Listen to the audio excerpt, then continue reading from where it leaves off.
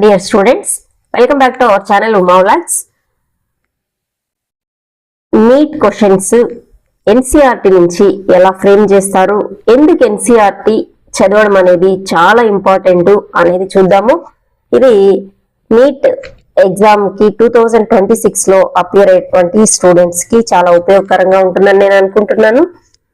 So channel first time చూస్తున్నట్లయితే please subscribe my channel. Me friends కూడా share చేయండి.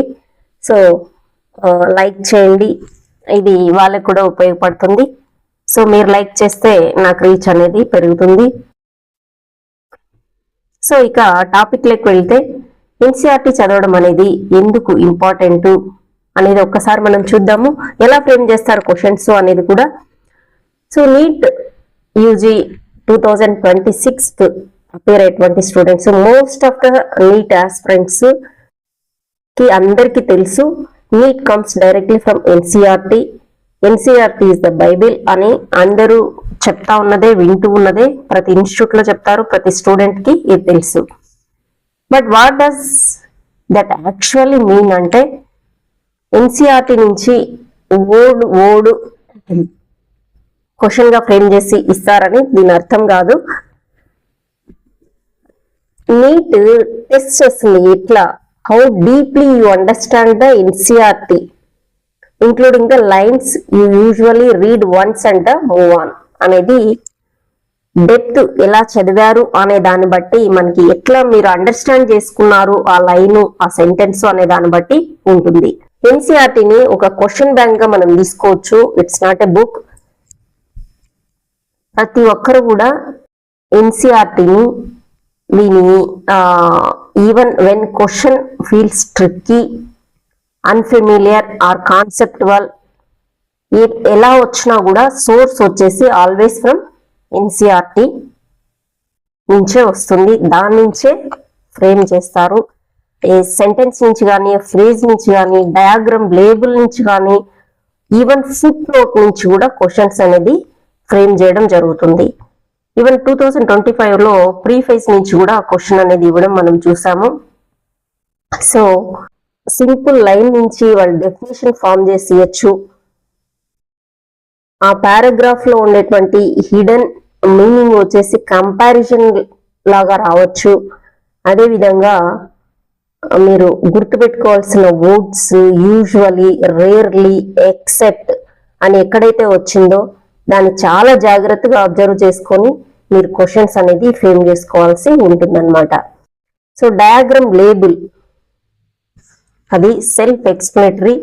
దాన్ని ఈచ్ అండ్ ఎవ్రీ లేబుల్ ని కూడా మీరు కేర్ఫుల్ గా చూసి దాని ఇంపార్టెన్స్, అది ఎక్కడ వస్తుంది, ఎలా క్వశ్చన్ ఫ్రేమ్ చేస్తారు అనేది కేర్ఫుల్ గా డయాగ్రామ్ నుంచి ఉండాలి. డయాగ్రామ్స్ ఇచ్చి కూడా క్వశ్చన్స్ అడుగుతూ ఉంటారు. సో మనకి డయాగ్రామ్ ఇచ్చారంటే మనకి మన విజువలైజేషన్ లో ఆ డయాగ్రామ్ ఎన్సీఆర్టీ బుక్ లో కనిపించాలన్నమాట. సో అంత థరోగా అనేది మీరు ప్రిపరేషన్ ఎన్సీఆర్టీ బుక్ అనేది ఉండాలన్నమాట. ఒక ఎగ్జాంపుల్ చూస్తే మనము ఎన్సీఆర్టీ బుక్ లైన్ లో most enzymes are proteinaceous in nature అని తీసుకున్నాం అనుకోండి. ఇక్కడ ఏమి ఇచ్చారు, మోస్ట్ ఎంజైమ్స్ ఆర్ అని ఇచ్చారు. అంటే ఆల్ ఎంజైమ్స్ అని కాదు కదా అర్థము. మోస్ట్ అంటే most of the enzymes proteinaceous nature లో ఉంటాయి అని అర్థం.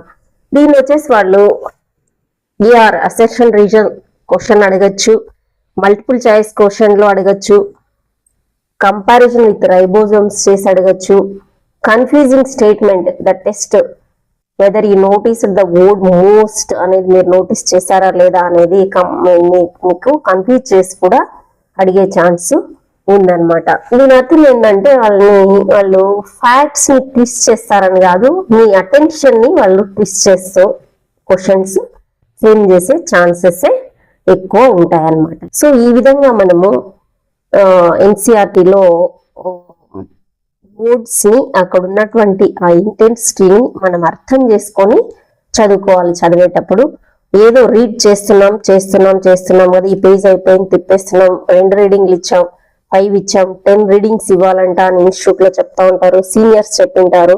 దాని ప్రకారం ఏదో పేజీలు తిప్పేయడం కాదు. సో ఆ లైన్స్ వెంబడి మనం కళ్ళు వెళ్ళేటప్పుడు మీరు అటెంటివ్ గా ఉండాలి, అలర్ట్ గా చదవాలి. ఓకే, అది ఇంపార్టెంట్ అనమాట. టాపర్స్, స్కోర్ బాగా చేసిన వాళ్ళంతా కూడా వాళ్ళు చెప్పిండేది వాళ్ళు రివైజ్ ఎట్లా చేసుకుంటారు, ఎట్లా చదివింటారంటే pause at every definition. They read examples and boxes as carefully as paragraphs. Okay, so మీరు పారాగ్రాఫ్లే కాదు, వాళ్ళు బాక్సుల్లో ఇచ్చినటువంటి ఏదైతే మ్యాటర్ ఇచ్చింటారో అది కూడా మీరు కేర్ఫుల్ గా అబ్జర్వ్ చేసి చదవండి. Compare similar terms return across the chapters. So similar terms ఇవి ఇంకెక్కడెక్కడ ఉన్నాయో గుర్తు తెచ్చుకొని చదవండి. Notice how NCERT phrases limitations and the conditions. అవి లిమిటేషన్స్, కండిషన్స్ ఏం పెట్టినారు ఆ టాపిక్ గురించి, ఆ లైన్ గురించి అనేది మీరు జాగ్రత్తగా అర్థం చేసుకొని చదవండి అనమాట. సో ఎన్సిఆర్టీ అనేది ఒక లీగల్ డాక్యుమెంట్ లాగా నీట్ ప్రిపేర్ అయ్యే వాళ్ళకి ఎవ్రీ వర్డ్ మ్యాటర్సే. So NCERT to be very honest can get you in the top ranker. Okay, కాబట్టి ఎన్సిఆర్టీ బుక్ చదివేటప్పుడు ఒక పెన్సిల్ తీసుకోండి. సో లైన్ నెంబర్ పెన్సిల్ పెట్టుకొని చదువుకుంటూ మీరు అటెన్షన్ అనేది ఉంటుందన్నమాట. మనము దాన్ని పాయింట్ చేస్తూ చదువుకుంటే, సో లైన్ టు లైన్ చదవండి. చదివేటప్పుడు మీ అటెన్షన్ అనేది 100%, more than 100% attention is very important. Okay, diagrams ని అర్థం చేసుకొని చదవండి. NEET does not test how fast you can solve, it test how carefully you have read అనేది చాలా ఇంపార్టెంట్. సో డయాగ్రామ్స్ ని, ఆ లేబుల్స్ ని, diagrams speak louder than paragraph గుర్తుపెట్టుకోండి. Diagram labels, arrow directions, shapes, వాటి positions, sequence shown visually. So ఇవన్నీ చాలా important అనమాట. అంటే సీక్వెన్స్ దేని తర్వాత ఏది వస్తుంది అనేది, తర్వాత వాటి పొజిషన్ ఎక్కడ అనేది, ఆ షేప్ ఏంటి అనేది కొన్ని మీకు ఇంపార్టెంట్ తెలుసు అనమాట. So diagram labels, each label కూడా మనకి ఇంపార్టెంటే. సో ఒక్కొక్కసారి మైన్యూట్ కూడా అడగచ్చు అనమాట. సో ఇది ఎన్సిఆర్టీలో లేదే, అవుట్ ఆఫ్ ద సిలబస్ అనుకోవడానికి లేదు. మనము ఏది కూడా మిస్ చేయకుండా చూసుకోండి. ఓకే, ఇది చాలా ఇంపార్టెంట్. సో మీ కోచింగ్ సెంటర్లలో అంతా మీకు అదే విధంగా ప్రిపేర్ చేస్తుంటారు. కాకపోతే ఏంటంటే పిల్లలు కోచింగ్ మెటీరియల్లే బాగుంది, ఎన్సిఆర్టీ అంతా కవర్ అయిపోయింది అని ఎన్సిఆర్టీని పక్కన పెట్టేసి కోచింగ్ మెటీరియల్సే చదువుతూ ఉంటారు. కానీ ఎన్సిఆర్టీ చదవడం అనేది డిఫరెంట్ అనమాట. సో అది మీకు థింకింగ్ ని పెంచుతుంది. మీ మెటీరియల్ ఏంటంటే ప్రతి సెంటెన్స్ ఒక క్వశ్చన్ గానో అట్లా ఫ్రేమ్ చేసి ఇచ్చింటారు. ఎన్సిఆర్టీ చదివితే మీకే ఫ్రేమ్ చేసుకునేటట్లు ఆ టర్మినాలజీ, క్వశ్చన్స్ ఎలా ఎక్కడ అడుగుతున్నారు, ఎలా అడగచ్చు అనేది మీరు థింక్ చేసుకోవడానికి బాగుంటుంది. ఎగ్జామ్ లో వచ్చినప్పుడు అటెంప్ట్ చేయడానికి ఈజీగా కూడా ఉంటుంది అనమాట. ఇంకా మీ దగ్గర ఇంతకుముందు రాసినటువంటి టాపర్స్ ప్రిపేర్ చేసినటువంటి నోట్స్ ఉండొచ్చు. అది ప్రిపేర్ అవుతున్నాం కదా అనుకోవచ్చు మీరు. అది డిఫరెంట్ అనమాట. ఎన్సిఆర్టీ ఒరిజినల్ లాంగ్వేజ్ లోనే మీరు చదవండి. ఎందుకంటే అక్కడ నాట్ సమ్మరైజ్డ్ వర్షన్ లో ఉండదు. That's why students who know the concept still feel shocked on exam day. Okay, so మీరు ఎన్సిఆర్టీ చదివితే ఈ ఇబ్బంది అనేది ఉండదు. వాళ్ళు ఏదంటే మీరు నోట్స్ లో వాళ్ళకి అర్థమైన రీతిలో వాళ్ళు షార్ట్ ఫామ్ లో రాసుకుంటారు. అది చదివినప్పుడే అది రాసుకున్న స్టూడెంట్ కి ఎక్కువ అర్థమవుతుంది. మీరు వాళ్ళ నోట్స్ తీసుకొని చదివేదానికన్నా definitely it will helpful to you. But ఏంటంటే ఎన్సిఆర్టీ బుక్ అనేది మీరు ఖచ్చితంగా చదవాలి. చదివిన తర్వాతనే ఈ షార్ట్ నోట్స్ వేరే వాళ్ళవి తీసుకొని చదివితే అప్పుడు మీకు ఇంకా యాడెడ్ అడ్వాంటేజ్ గా ఉంటుంది. ఇది గుర్తుపెట్టుకోండి.